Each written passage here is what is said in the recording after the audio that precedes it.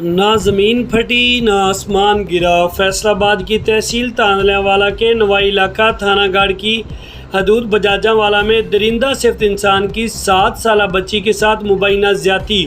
تفصیلات کے مطابق واقعہ تھانہ گڑھ کے نوائی علاقہ 458/3 بجاجاں والا میں پیش آیا۔ نذیر والدہ مائیوں کوماچی کی 7 سالہ یاسمین اپنے چھوٹے بہن بھائیوں کے ساتھ سو رہی تھی کہ درندہ صفت کزن تنویر نے زیادتی کا نشانہ بنا ڈالا۔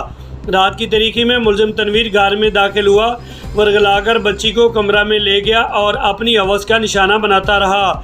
بچی کی چیخ و پکار پہ بچوں کو خبر ہوئی تو ملزم موقع سے فرار ہو گیا۔ بچی کے والد کا کہنا ہے کہ میرے بچوں کی ماں 3 سال پہلے فوت ہو چکی ہے اور میں بٹھا کاشت پہ مزدوری کرتا ہوں۔ 2 دن تک ملزم اور ان کے اہل خانہ نے مجھے اور میرے بچوں کو گھر میں ہراساں کیے رکھا۔ پولیس تھانہ گڑھ کو بذریعہ 15 پر کال کی۔ واقعہ کی اطلاع ملتے ہی تھانہ گڑھ پہنچ گئی۔ بچی کے والد نے اعلیٰ حکام سے واقعے کا نوٹس لے کر ملزم کے خلاف فوری اندراج مقدمہ کے ساتھ سخت کارروائی کرنے کا مطالبہ کر دیا ہے۔